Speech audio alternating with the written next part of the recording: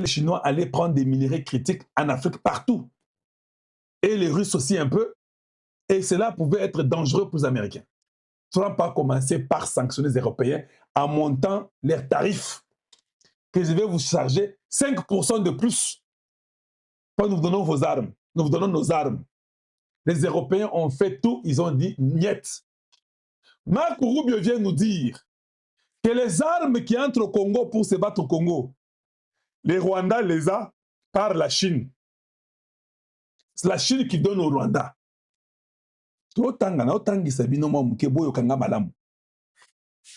Est-ce que vous pensez que les Américains qui ont travaillé avec Kagame vont accepter que eux qui ont aidé Kagame, Kagame puisse aller prendre les minéraux congolais donnés aux Chinois qui peuvent faire du mal aux Américains?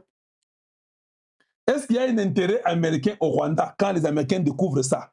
Que, hey, Kagame prend les minéraux du Congo, il les vole, il donne à notre ennemi numéro 1. Est-ce que les Américains, je ne parle pas des individus, je parle du gouvernement qui protège toutes les personnes américaines. Même ceux qui dirigent le monde, les Américains qui sont riches ou quoi, sont protégés par leur gouvernement. Le gouvernement qui est l'exécutif se rend compte que, hey, mais vous qui soutenez Kagame là, Kagame est en train de vendre les minéraux congolais en tuant des Congolais et donner ces minéraux là aux Chinois. Et les Chinois leur donnent les armes en retour. Nous devons mettre fin à ça. Nous devons mettre fin à ça. Comment on va mettre fin à ça? Parce que tous les Européens qui sont nos partenaires européens sont en train de soutenir le Rwanda. Ils aident et ils font tout. Les Européens nous flattent et ils disent toutes les bêtises possibles qu'ils veulent dire. Mais ils sont déjà devenus un bloc. Entre parenthèses, entre parenthèses. Entre parenthèses. Les États-Unis ont fait la même chose avec les Européens. Ils ont dit que nous, on s'en fout, on est États-Unis et qu'on sort. La Chine ne peut aller au Congo, vendre et puis acheter et qu'on sort. Nous, on va acheter chez eux. Ça, c'était les États-Unis de Joe Biden. Je le répète publiquement, j'étais contre cette Amérique-là. Je ne suis pas un hypocrite. Je suis américain, vous ne savez pas ça? Oui, oui, j'étais contre mon pays. C'était une mauvaise politique parce que mon pays d'origine avait des difficultés. Je ne pouvais jamais. Et je suis fier d'avoir été contre eux. Parce que mon pays, les peuples mouraient. C'est clair, non? Est-ce que c'est un secret? Il faut être bête et moins intelligent et soutenir les gens qui vous tuent. Je répète bien. Toute personne qui dit que non, il fallait seulement se rabattre aux États-Unis. Non, non, c'est faux. Ils vous tuent, vous n'êtes pas pour eux. Il faut dire non, pas question. Et nous avons dit non. On tue les Congolais et Biden était complice. Anthony Blinken était complice. Les Anglais étaient complices. Les Français complices. Les Allemands complices. Les Canadiens complices. Et les Russes et les Chinois. Tout le monde était complice. Il fallait faire les choix. On doit aller sur un pays qui, ils sont tous complices. On doit aller seulement parce qu'il faut aller chez eux. Non. Cherche quelque part où on peut t'aider. Si les Russes peuvent te vendre les armes, je leur ai dit, allez-y, Tshisekedi, va en Russie, achète des armes. Et je suis content que Tshisekedi était parti en Russie. Il est parti plusieurs fois, pas une fois, pas plus de 3 fois. Il est parti en Russie depuis qu'il est président. Il a signé avec eux, avec les Russes. Bako Sarabinote, Tshisekedi a signé avec les Russes. Pour coopérer avec eux consorts. Il était à Sochi, il était à d'autres endroits, il était à Petersburg, il a signé avec eux. Les preuves sont là, il y a des papiers qui sont là. C'est ça un homme intelligent. Parce qu'il ne pouvait pas laisser mourir. Mais pendant qu'il signait avec eux, il sollicitait toujours aux États-Unis. Il y a la place ici. Il est parti en France. Il a fait un discours. Non, il a fait une interview. Une interview. Dans l'interview, Tshisekedi a dit clairement, on lui a dit, mais pourquoi tu pars vers les Russes et les Chinois? Il dit, mais hey, ils sont bons. Ils ne sont pas condescendants envers nous. Ils nous traitent comme collaborateurs. Vous, les Européens, vous ne faites pas ça. Plusieurs fois, il est parti là-bas en Russie. Il est même parti en Chine. Il a signé avec eux. Je vous ai parlé des milliards qu'ils ont signés avec les Chinois. C'est un président intelligent. Mais pendant qu'il signait avec les Chinois, il cherchait des Américains. Parce que moi, je ne crois pas à 2 blocs. J'ai déjà dit aux Congolais, un Congolais qui vous parlera des blocs, il n'est pas intelligent, il est moins intelligent. On ne parle pas de deux blocs ici. Deux blocs ici, là, là. Moi, je vous dis ce qui est réel. Je ne suis pas un rêveur. Mais quand Donald Trump est venu et que Dieu a écouté notre prière, qu'un nouveau président américain, un différent président américain vient, il se rend compte que l'Europe et Joe Biden ont fait des mauvais deals. Il le dit chaque jour. Que les États-Unis couraient un danger. Dans 5 ans, on les rattraperait par la Chine. Il a dit ça. Il était fâché. Il est parti aux Européens. Comment vous pouvez laisser ça aux Chinois comme ça? Je rentre dans mon sujet. Quand j'ai vu un nouveau Américain président aider et aimer le Congo, j'ai appuyé les États-Unis à 10 milliards de pourcents. Voilà un homme réel et un homme intelligent. J'ai dit, voilà, mon peuple gagne, mon peuple d'origine, et mon pays d'adoption gagne. Je suis content, je les soutiens. Si celui qui vient après Donald Trump ne le fait pas, je ne le soutiendrai pas non plus. Il faut être un homme bête de voir ta femme et les enfants souffrir et de continuer toujours à dire que non, le ciel s'ouvrira. Non, on attend seulement que le ciel s'ouvre. Non, le ciel ne s'ouvrira pas. Va chercher à manger. Cherche le champ qui est disponible, trouve quelque chose que ta femme et les enfants mangent. Donc, ne prenez pas la joie de soutenir l'Amérique de Joe Biden. L'Amérique de Joe Biden était un Amérique ou bien une Amérique, je ne sais pas tout ce que vous voulez. Il y a Mabé pour le Congo. Ils ont soutenu Kagame, l'Amérique de Joe Biden. Cette Amérique-là, je ne veux pas de ça et nous ne voulons plus jamais que ça rentre. Il n'y a que votre frère Kalonji qui peut vous dire des choses comme ça. Vous ne pensez pas que l'Amérique de Joe Biden, c'est l'Amérique Mabé Koleka. Nous sommes morts, ça n'a pas marché pour nous, nous avons été détruits. Et cette Amérique-là a laissé faire, les Biden, les Anthony Blinken, tout le monde là, ils ont laissé faire des histoires. Les Amériques, on ne veut pas prendre cette Amérique-là, on ne veut même pas prendre ça. Mais notre Dieu, s'il vous plaît, aimez la vidéo si vous avez la possibilité, notre Dieu, un Dieu incroyable. Qui croyez, vous tous là, qui croyez que les républicains allaient s'entendre avec les Congos plus que les démocrates? Les Congolais ont toujours soutenu les démocrates en général, non les Congolais, ce sont les démocrates. Mais Dieu avait un plan, pas avec les démocrates. C'est les démocrates qui ont aidé Papa Étienne, avec les Jesse Jackson, tout le monde, les démocrates. Et ceux qui ont vendu les Congo et qui ont détruit les Congo, les mêmes démocrates, les Obama, les Bill Clinton, les Hillary Clinton, les Joe Biden, eux que nous avons espérés comme étant les gens dans notre camp, ils nous ont détruits. Les républicains comme les Ronald Reagan, les George Bush, ce sont eux qui sont venus se rallier à nous avec les Trump. Je parle des partis. L'Amérique de Trump, c'est l'Amérique que j'accepte. Et je le répète, je ne cacherai jamais ça. L'Amérique de Biden n'a beau y. Parce que j'ai une tête, je suis très intelligent, j'ai 3 cerveaux et demi. Tu fais ce qui est bon, tu appuies celui qui t'appuie, tu aides celui qui t'aide, gagnant-gagnant. Maintenant, les Américains se rendent compte que les Européens, les Chinois, tout le monde, n'a pas Joe Biden, mon poulou.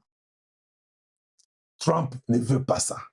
On découvre que les minéraux congolais fuitent par le Rwanda à une grande quantité incroyable. Ça va en Chine. La Chine, un jour, a refusé de vendre les chips aux Américains. Trump a dit, oh mon Dieu, il refuse de nous vendre les chips.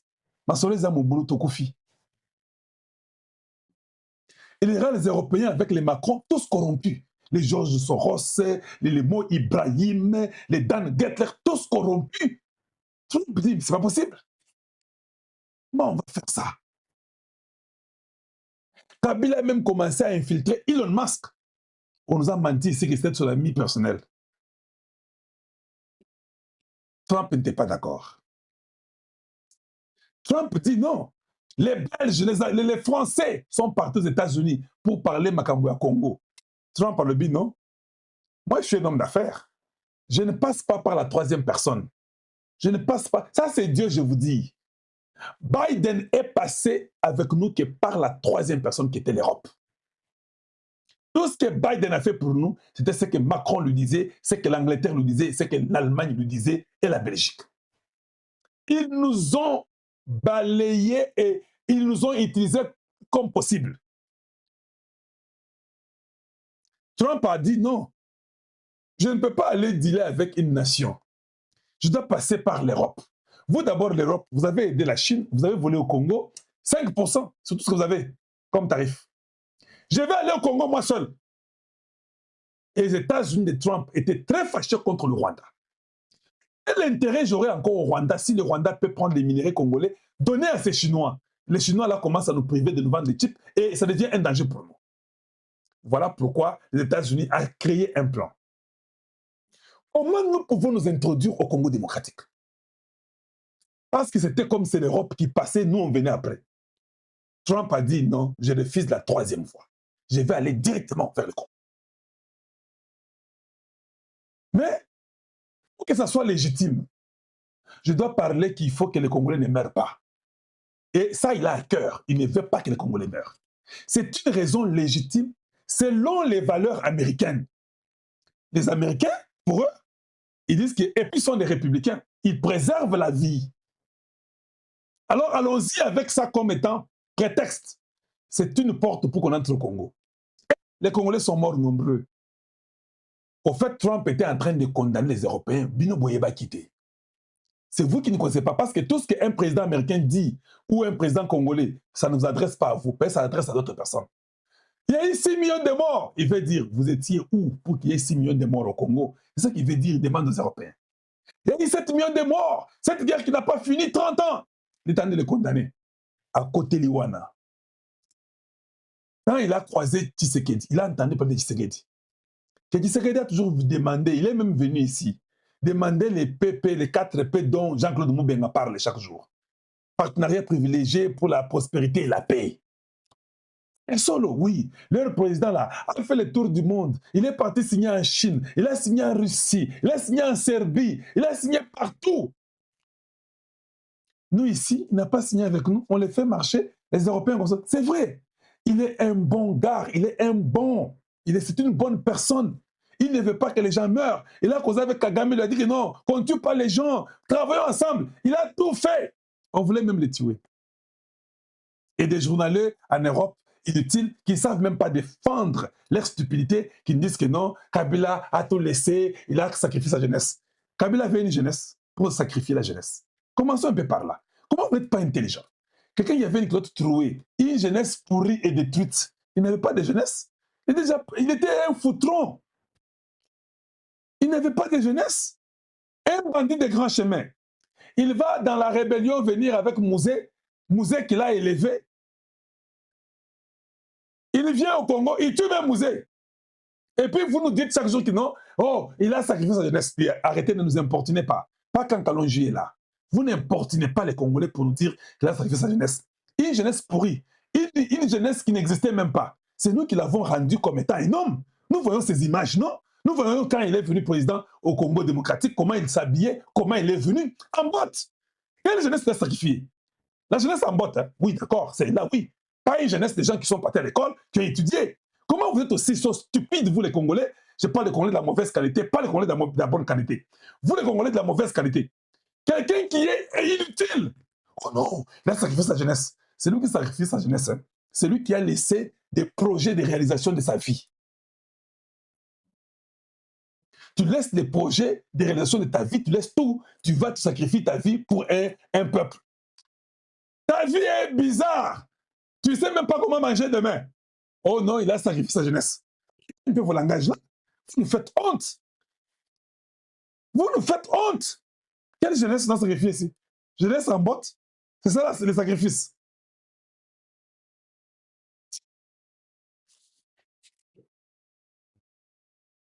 Et ce n'est pas possible. Les Américains viennent. Donald Trump fait tout, il croise Tshisekedi. Imaginez-vous que Tshisekedi ne parle pas anglais. C'est seulement how are you? Hi, my name is Tshisekedi. How are you? Good luck, good night. Kagame cause avec Trump, Betty Masolo. Vous pensez que les Américains sont bêtes? Ils ont toutes les informations de ce que Kagame fait. Quand Trump causait avec Kagame, savait que Kagame vendait les minéraux aux Chinois. C'est la vérité que vous devez savoir. Quand Tshisekedi vient, Trump lui fait un test. Tshisekedi lui dit que non. Cet homme ici, il a détruit mon peuple. Plus de 20 millions sont morts. Vous êtes comme un envoyé de Dieu, vous êtes le salut pour le Congo.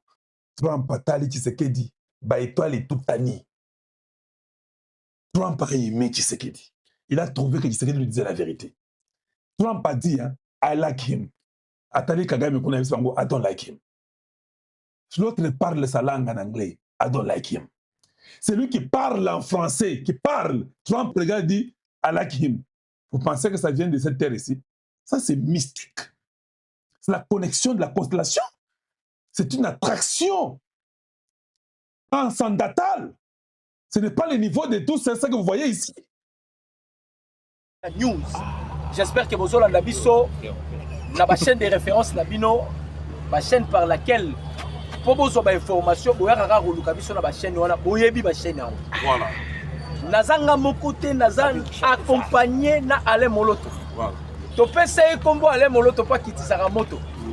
En tout cas, on s'est préparé pour ceux qui ont déjà moto. Voilà. Ale moloto. Maloba mboka wa yo. Mbote na ba compatriotes na biso, il y a partout. Pour vous Kolanda biso en ce moment.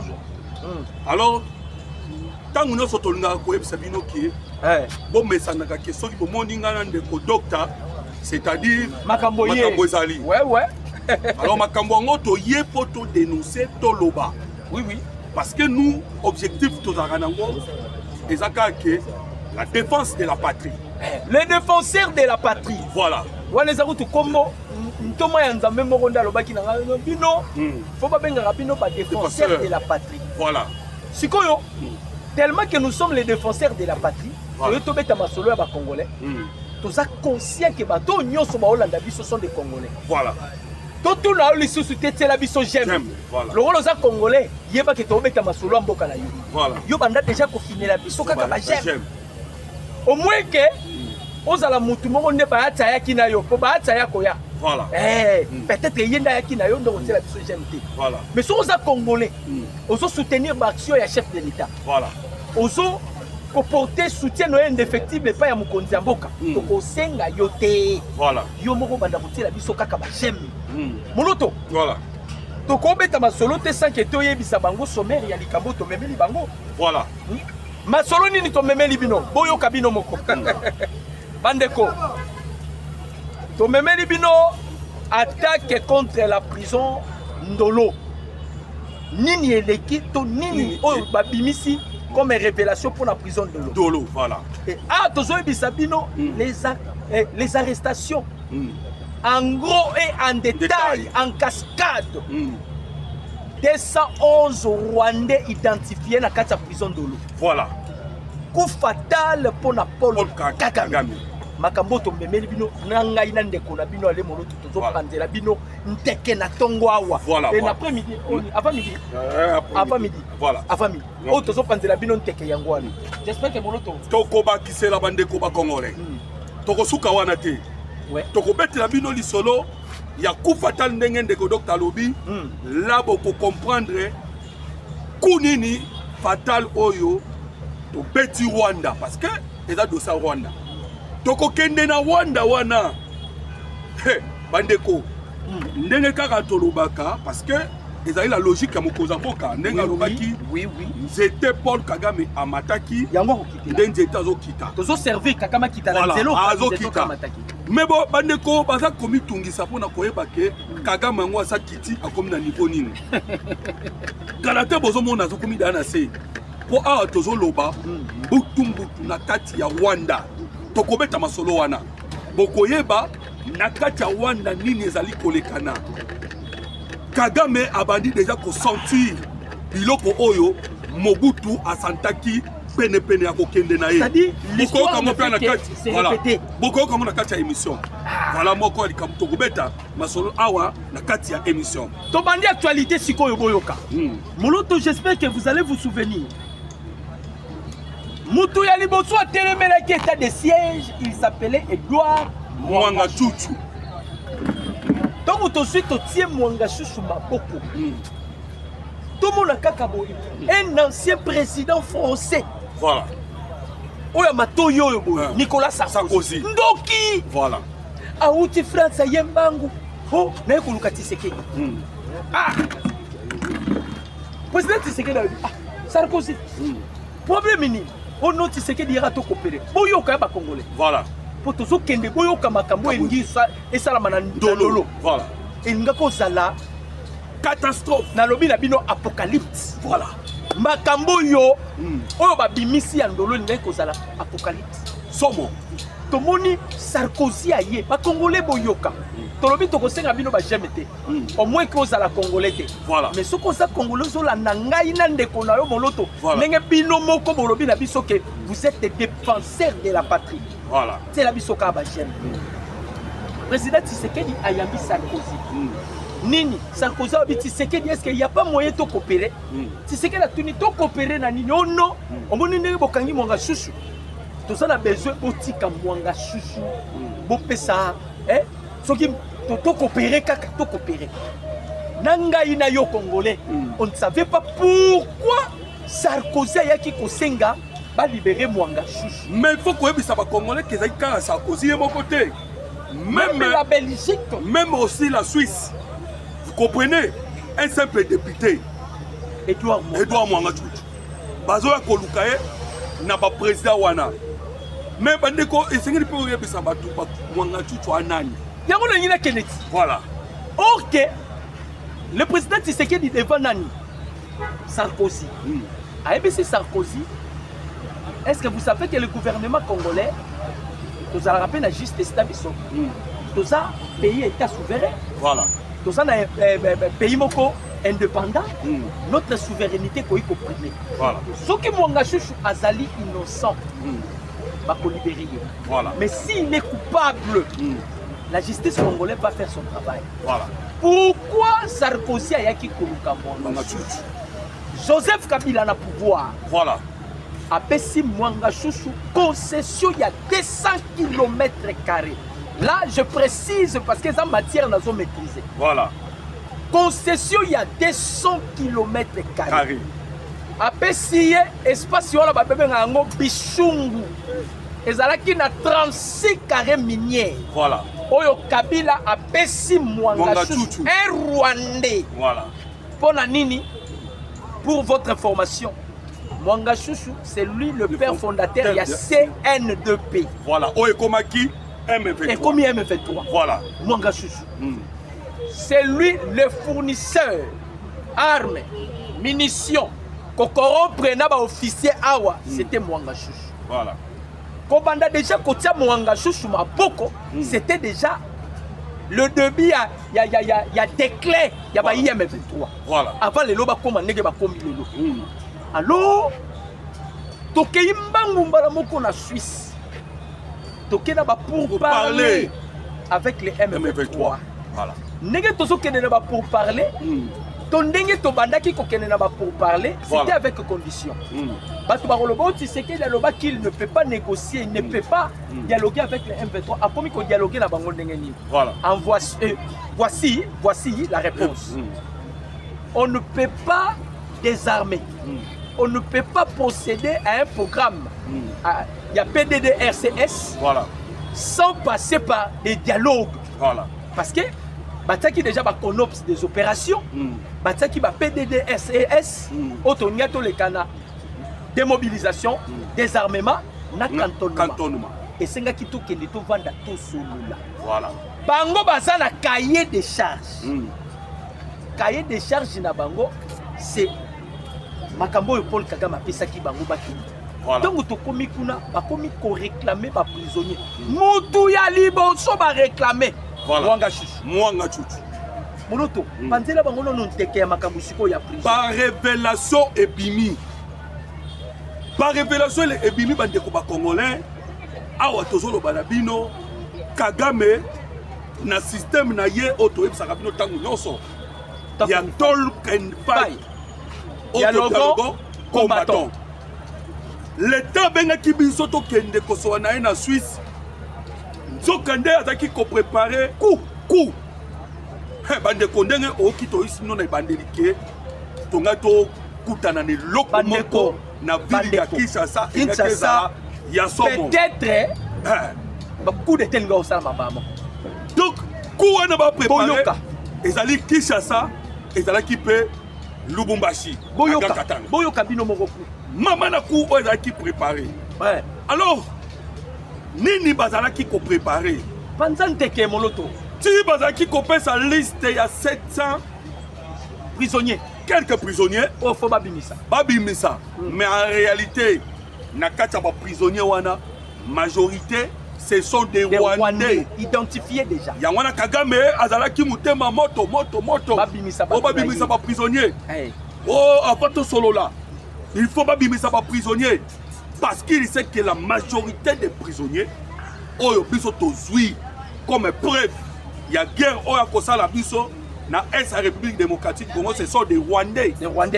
Voilà pourquoi tu bete bino lisolo bandeko ba congolais, il y a cimetière de Kanombe, ils dit les officiers, mais il y a aussi des officiers rwandais oyo biso to kangi. Zoka il y a un homme na ba émission eroyana tokotangela bino kombo. Na yi. Azali membre ya Union Sacrée. Boyoka, membre ya Union Sacrée. Azala lopango na ye na bon marché pene na prison ya Ndolo.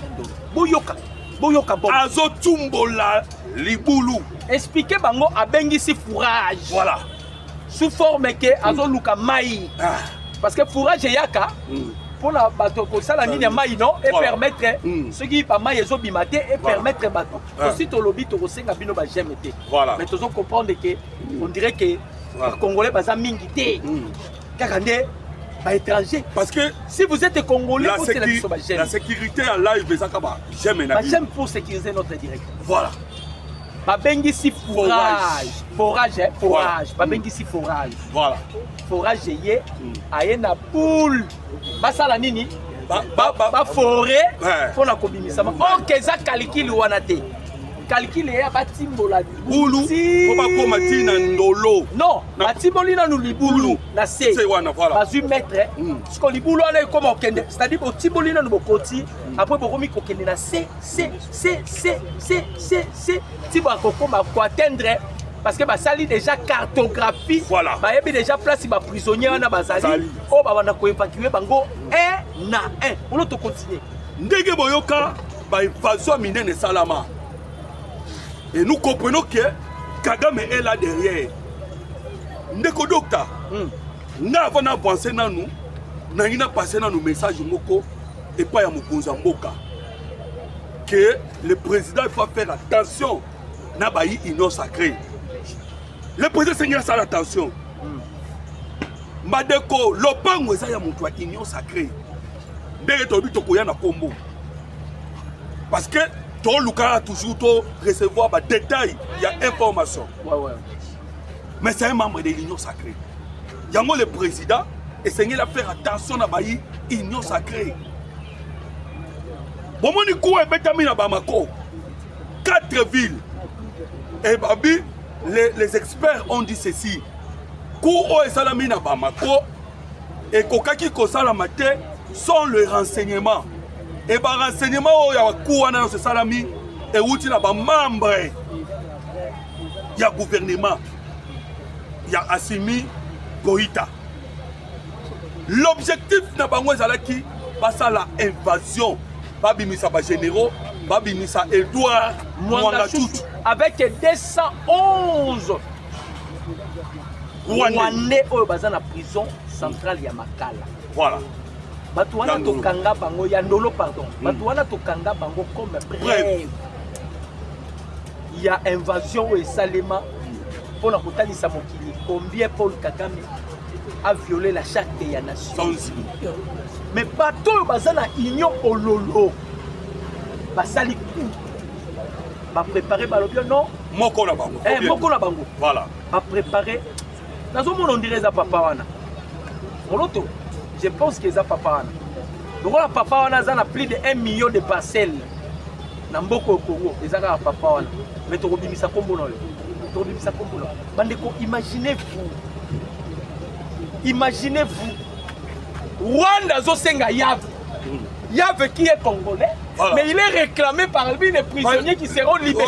M23. Est-ce que ça est-ce que mais comment vous avez ça normal? Jamais.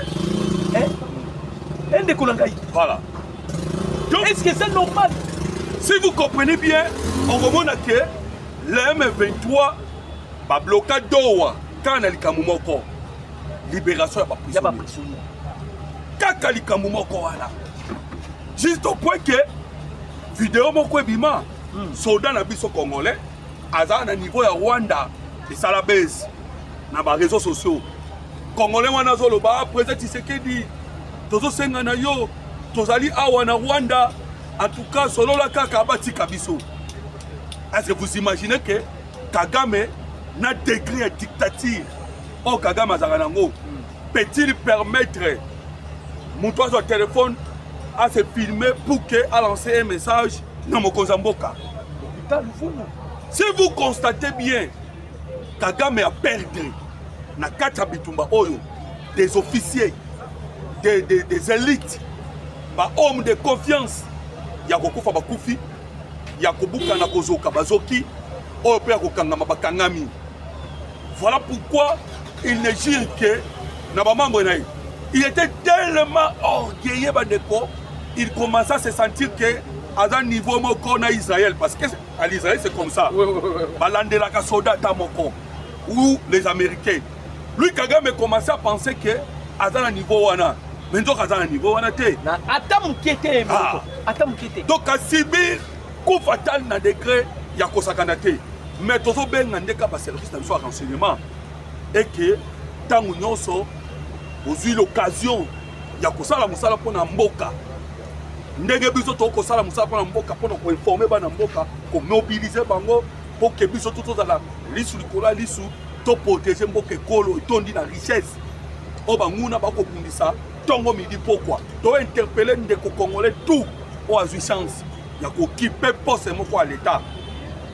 En tout cas bozala lisu likola lisu. Lisu likola lisu. Parce que Munguna l'a dit. Vous constatez que Emmanuel Macron a outil ça. Et le monde a européen. Pas on l'a laté. On l'a laté, mon nom. Attaquer ma pays à Sahel. Ma pays à Sahel est ça qui est déjà objectif. D'ailleurs, lobby, Moko Yabayi, Mali, Bakomi Kolobana, Russie, aux Alaki informés. La Russie nous a trahis. Voilà. Voilà. Paris, comment va obéir à Mali et Pino? Bande koba congolais. Bande koba congolais. Tous en la prison à Ndolo. Hein? Tous en la prison à Ndolo. Voilà. Oh, et qu'on puisse biso pe na réflexion ma quasi. Est-ce que réellement on doit continuer toujours à combattre la prison à Ndolo parce que Ndolo en soi est dans la zone isolée. Prison à Ndolo ça se trouve parce que n'a pas marché non. Voilà. Na Barumbu. La commune à Barumbu. C'est-à-dire il y a des gens là-bas. Ce qu'on va profiter, parce que la carte qu'on préparé, et ça là bas préparé. Bateau entre banani, bateau baneko s'attendre que nanga ouya. Voilà. Bandeko. Et là bateau genaki, babai bakoliate bakomelate, tinanga ouya. Voilà. Il y a des bazana union sacrée, union bololo. Il s'attendait que Tshisekedi akouya. Mais le coup là est simbité.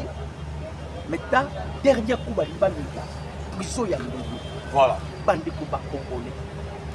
On a révélé, imaginez votre Timoula Kiboulou. Maintenant, si par malheur, Bazala qui détecté, sort la vie sur le gars parce que Batouana Souki Bapini, Bazala Lokola Balion Souki, ils peuvent tuer. Surtout que Kagame yemoko conscience en âme a dit qu'il a commis déjà na souka. Voilà. Na commis na souka. Et mon loto. Pourquoi on cherche toujours Mwanga Chouchou? Pourquoi les Rwandais réclament du jour et nuit la libération de Mwanga Chouchou? Mwanga Chouchou qui dit qu'il est congolais. Mais il a été toujours réclamé par les Rwandais. Voilà. Dans le Binabino, Kombo Kabila, il y a quand même la ciment. Il y a Mwanga Chouchou. Il y a Mwanga Chouchou. Mutazana valeur na minito yopa ya Paul Kagame lokola Mwanga Chouchou. Azate. Alors, il faut que le gouvernement baluka Mwanga Chouchou. Mwanga Chouchou a encore des secrets, il doit révéler. Oui, oui. Il faut CNES na CNC basala musala. On doit prendre Mwanga Chouchou. Ko beta ya ta film na niveau qui me colle ça. Ko taya ta na courant. Mwanga Chouchou a des choses, il doit voilà. Pourquoi on réclame Mwanga Chouchou? À tel point que affaire déplacer par président. Bandeko. Le président Bazotambola pour Mwanga Chouchou Azanani. Député Mwanga Chouchou. Voilà. Comment va on pas ça l'invasion? Moutou Aliboso va cibler Kokimisa Mwanga Chouchou. Et puis Oyo, ils ont une énième tentative. Lorsque Bataka Kiriboso prison à Makala. Prison d'Olo pesaki na katia liste. Mais tellement prison d'Olo ils ont la sécurité. Ils na Makala parce que bazali na katia kotatoni. Et ils pensaient que Mwanga Chouchou a na Makala. Donc on a eu la facilité à frapper Makala pour une invasion. Nde au moment qui va frapper qui Makala, vous connaissez quand même la suite. Il y a Makambolika qui. Tant on va constater que na Makala Mwanga Chouchou azate. Nde omoni bakomi kotasko ba disposition bandeko bakomi na niveau ti ya kokene parce que pour marcher ba mapango za aux alentours eza aux alentours bakena lupango moko kolanda dans les fonds ale moloto c'est que ça na bazana président so ba pesa ba information et loko ezoko inquiéter ngezani ndeko docteur yango na to ko réclamer katango so boyoka to baka mutamba to baka pamba te c'est parce que tout le monde qui mutamba ayaki lokola a appuyé le président Tshisekedi. Oui. Oui, mais que l'arrestation est salami. Bakanga qui bayi société. Mais des gardiens, oyoya, on va dire qu'aucun de l'opangwana jusqu'à ce moment, parce qu'on a prison. A comme il s'est boula, a joué à Bakiki, il a fait des choses. Rouge,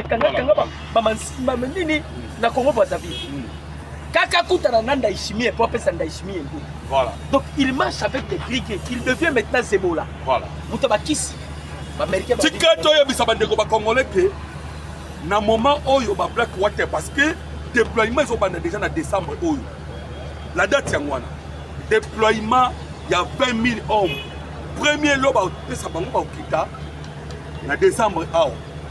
Donc ba Black Water nde ba ko former bango. Bandeko nzoka côté oyo à côté. Voilà pourquoi tu es ça qui nous donne le début émission que Kagame azali déjà kokita na nzete oyo mataki malembe. De l'autre côté Massad Boulos akendaki kotala les patrons ya Africom. Donc tu es ça qui nous déjà que ba bloc water ba kozala pour ba sécuriser ba site minier et Africom ya koya pour rétablir la paix par comment? Par la force. Oyokaki langage ya Africom. Bazalaki clair. Sans cacher. Sans embâche. Donc pour rétablir la paix par force. Alors maintenant comme Congolais, oyoka sikoyo. Avant Africom ya ko rétablir la paix par force parce que lobby Massad Boulos azaki na bango. Batika na sikoyo. James Swan Asanan Oyaye Moussala. Le patron Monisco. Expertise. Voilà. Le patron Monisco, Moninga ya Donald Trump. Babi Osalanan Oyaye Moussala. Voilà pourquoi Tambolaki. A Tamboli, à Kebeni, à Kei, à Goma, à Kei, partout dans la place insécurité Zali. Tina Ituri. Les patrons ya Monisco lobi boye. Na tamboli partout. Na yebisi ba M23 que na affaire. Na yebisi bango tokomi na moment ya application ya résolution 2773 na résolution 2808.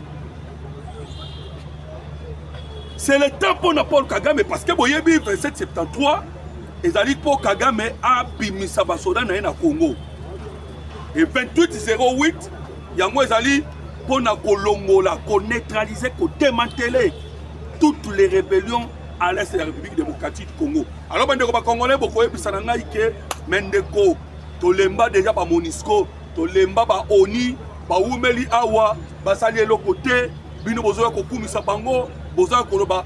Nous vous disons que Donald Trump va surprendre. Nous savons que Kagame a douté.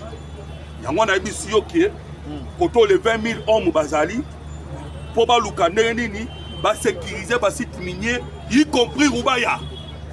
Et quand yo Africom pe azali, Africom azali, Africom wana a quoi rétablir la paix par force.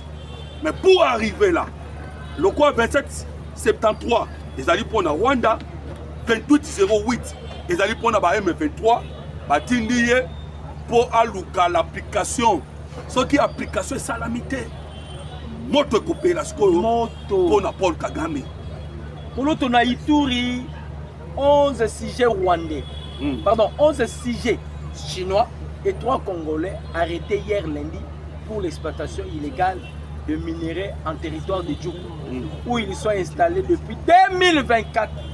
Lors de leur présentation ce mardi 28 avril 2026, le gouverneur militaire, lieutenant-général Luboya Kachama, demande à la justice de punir sévèrement cette infiltration. Bandeko, 11 Chinois. Vous savez que les Chinois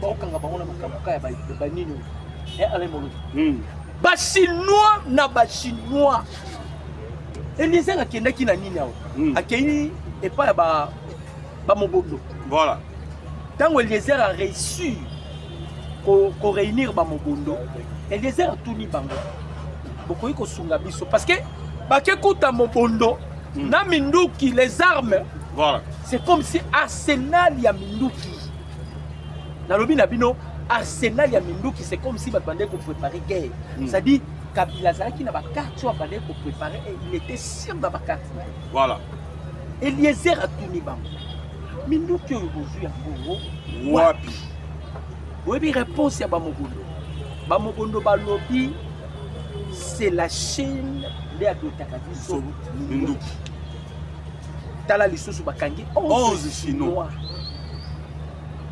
Donc les Chinois baya na Congo, bakomi na bango miyibi. Voilà. Surtout que bayebi minéré. Problème ezaka makambo Congo na biso minéré. Voilà.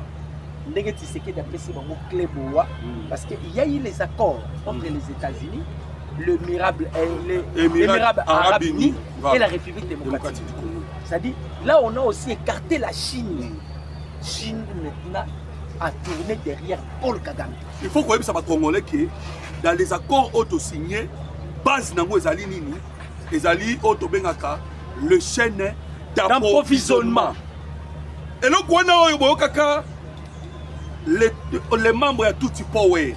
On a eu gérer les États-Unis d'Amérique. Obama à cause de Kibiso. Oh non, nous allons chercher comment les chaînes d'approvisionnement ils allaient bien pour mettre fin à la rébellion. Mais Donald Trump a 14 ans. Babika a 20 000 hommes pour gérer les chaînes d'approvisionnement à côté des hommes de Blackwater. Nous avons bloqué l'exploitation illicite. Illicite. Exploitation ya moyibi, oh moni ba sujet rwandais bazana kati. Oh, ba Congolais na ba Chinois. Voilà. 11 Congolais. Bande ko ba Congolais. Ndenge to loba. C'était tout un système, un réseau. Réseau. Kagame lui-même déjà, il était le premier à dévoiler le pays au Wabi et contribuable vol à Rwanda à ce qui concerne le minerai critique ou stratégique. Voilà. Attendez la biso Chine, attendez la biso au compte, attendez la biso pays au Nanyonso, attendez la biso. L'une des raisons, c'est que dans qui gauche, attendez droite. Il a commencé d'abord, il y a pour ça la réforme au sein de l'armée. Tant que déjà ba infiltré qui biso, atwana ba qui na calcul. Ba ye ba kutani na ba mobutiste ba lobby popo soit force. Faut aussi ça tous les officiers Congolais. Zaïrois quoi? Congolais.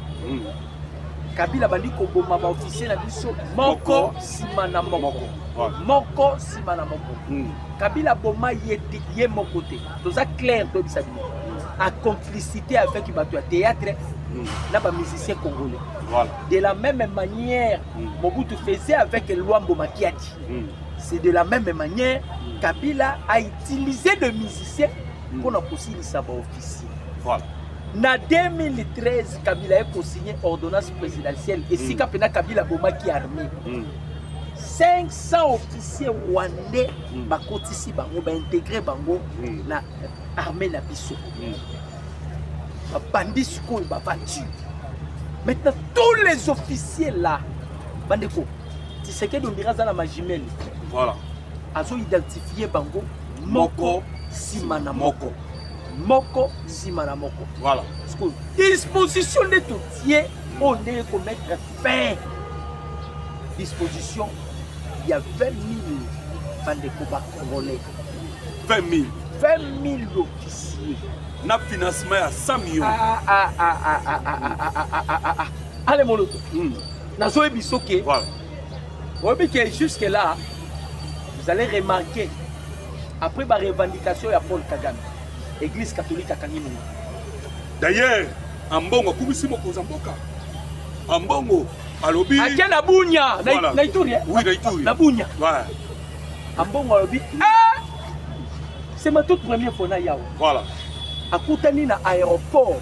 Tolobaki batwana bako changer langage. Langage. Bako changer langage. Baboya, bandima. Bango bakomi kondima. Bako changer langage. Voilà. Déjà baza, vous savez que la Senko déjà affaibli. Très affaibli parce que bakoma qui divisé. Divisé avec le SCC. Et l'autre pandi bango sanini. Voilà. Constitution. Non, constitution. SCC a mon sous clarté. Nzela ba kende oyo avec la Senko. Na Senko ba comprendre té. Bazo mona ke ba santika haine. Po o ba bazo mona na o ndenge Senko so kumba bango ba bité o yango té. O de sous évangile. Voilà pourquoi ça il marche en arrière. Ndeko docteur, to maintenant le solo ya mbutu mbutu oyo na minute oyo za na Rwanda. Parce que bandeko ba congolais ba komi moi muke kolemba pour kanisa ke jusque là eloko salamité. Toloba ki boye bandeko. Le choix ya mokonza mboka ya kokende kopone États-Unis d'Amérique eza choix pamba pamba te. Est-ce que Bino Boyoki déjà Russie pour sanctionner Algérie? Parce que l'Algérie a soutenu par rebelle à Touareg. Oba Kobundisa, Mali, Badiadis. Boyoki déjà Russie pour sanctionner? Jamais. Mais au temps que Bino va flop. Les États-Unis d'Amérique, Rwanda, c'est un tout petit pays. Toko détruire, toko quoi ça? Kagame kaka na minduki mibale. Toko bete munduki ya diplomatie, pe toko bete munduki ya économie. Ba bete da munduki ya diplomatie. Na économie o. Toki na kenango. Ba bete da munduki ya diplomatie parce que toko ba Kagame ba bete na yemoko Kagame moyen ya États-Unis d'Amérique ya té. Baza déjà action diplomatique parce qu'il y a des personnes non ingrates aux États-Unis d'Amérique. Il devient périmé. Voilà. Et là, donc, Koloba, et ça, quand il y a mon côté, il y a autorité, tout, il y a Rwanda. Maintenant, les conséquences, et bandi quoi il y a. Na auto bengi frappe économique. Frappe économique, bandeko. Nzala ekoti na Rwanda. Papa, nzala na niveau vous ne pouvez pas imaginer. À tel point que Yemoko Kagame a yebisi population rwandaise bon serré ba senti. Ndenge Mobutu alelaka, comprenez mon émotion. Voilà pourquoi tu yebisi na bino que Kagame est en train de vivre ses dernières heures. Parce que population a kondima nzala wana te. Première action où ils allaient conclure le régime de Paul Kagame. C'est d'abord la montée. Il y a pris à carburant. Oh, et c'est multiplié déjà. Je vous dis, vie commissaire dans Rwanda, à tel point que la souffrance est bandit qu'on bat. C'est là où maintenant on a Hutu côté les mains pour chasser Kagame. Et tout ça, Kagame n'est pas rwandais. C'est un Ougandais. Hutu côté les mains pour la chasser maintenant Kagame. Ça c'était une stratégie américaine. Voilà pourquoi tu sais que Kagame a résisté devant les États-Unis d'Amérique. Donc mais lui-même il sait, Bandeko, vous savez que Kagame a l'obaka que Azana bunker na yatonga. Il sait déjà qu'il est à sa fin. Alors voilà pourquoi tu as vu que la minute Oyo, na Rwanda, ça chauffe. Dernièrement, Kagame a gagné plus de 5000 églises. Donc, comme il Kobanga Banga, on dirait Kolomwane ko uta n'importe où. 5000 églises. Kagame a gagné. Voilà. Bandeko toujours le balabino. Kagame déjà a essoufflé. Périmé. Faut périmé. Un produit fini. Moi, ma force à Kagame, ils ont la France. Mais mon France, on peut amener la paix. C'est la France. Moi, soutien. Na mwanda ba matériel aux autres en Ukraine. Mais encore résister parce que France est en France où nous nous zala. Tout ça bande ko ba France na France va mettre situation kuna za mobulu. Za mobulu. Mulu toto betano lisolo ya politique nambe. Tomoni politique nambe na Cyril Ramaphosa. Bazui ba photo. Tomoni ba communicateur ne ba komi ko lo pacificateur. Ba komi commissaire. Politique nambe. Bande ko ngai ba congolais boyoka. Mikolo tuko le kawa Nani Kabila s'oppose à la révision constitutionnelle. Kabila, Bobby Kabila s'est posé pour l'année. Papa Nabiso, ce qui est encore André Watundu, na Mususoyo, Cheo Kitundu. Cheo Kitundu, abimisaki par révélation. Cheo Kitundu a lobby. Constitution tozanango awa bat basali yango ba Rwandais.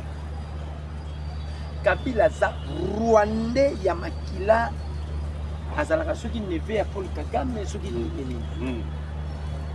Pourquoi ils ont peur na changement de la constitution? Tolobaka yango mille fois.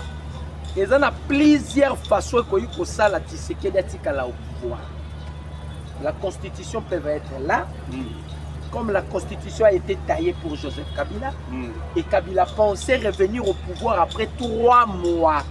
C'est aujourd'hui que Tshisekedi bénéficie de tout ce que Kabila a taillé dans la constitution. Tshisekedi a connu Koya lobby, nous sommes en état de guerre, moyen d'organiser l'élection. Il peut, à connu que la glissement peut même biso la transition. Voilà.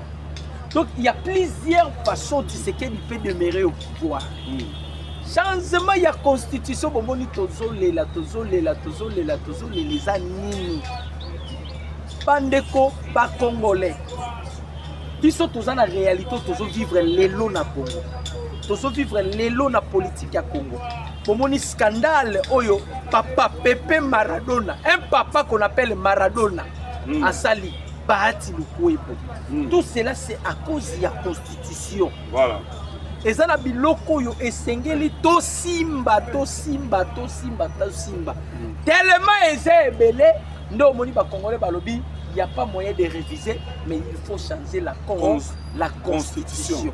Voilà. To moni un Sénégalais, un Malien, un Camerounais à Télémi. Oh, Tshisekedi aussi ma constitution, il s'appelle Fayoulou Madidi.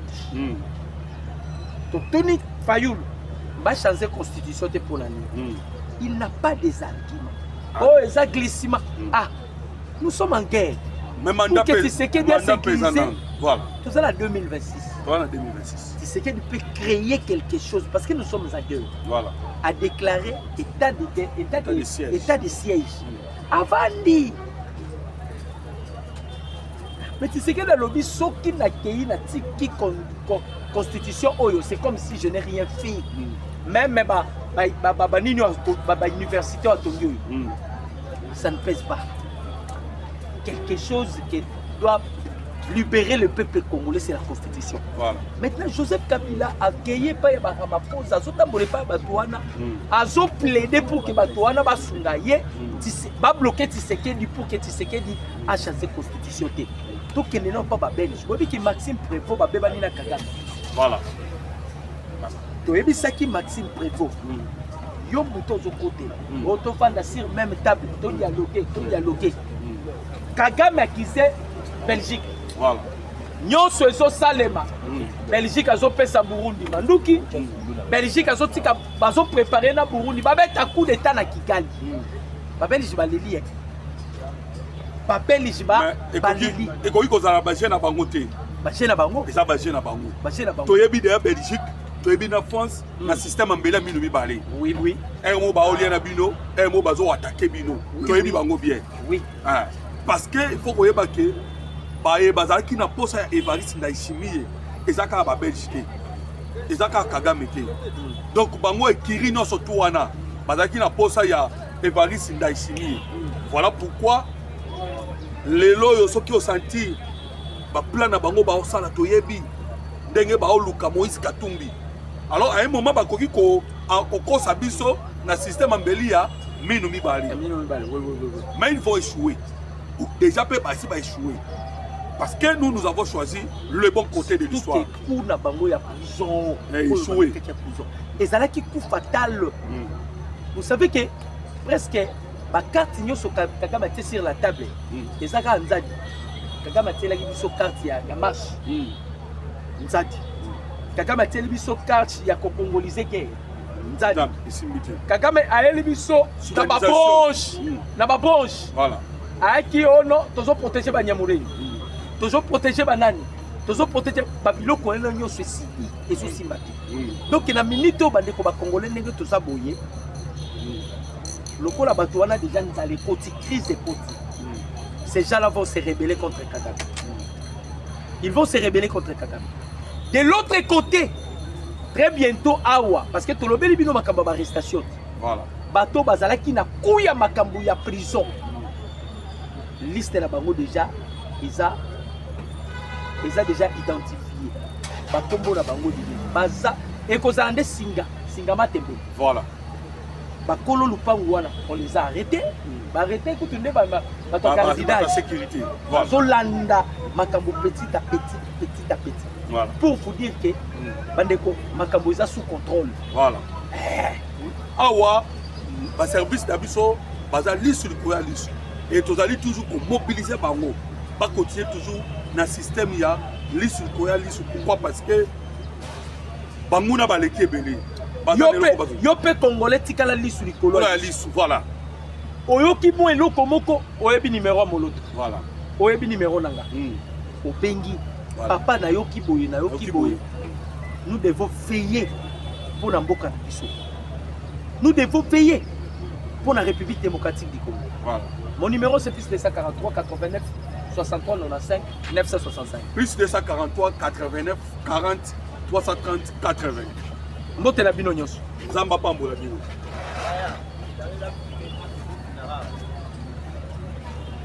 Pas de la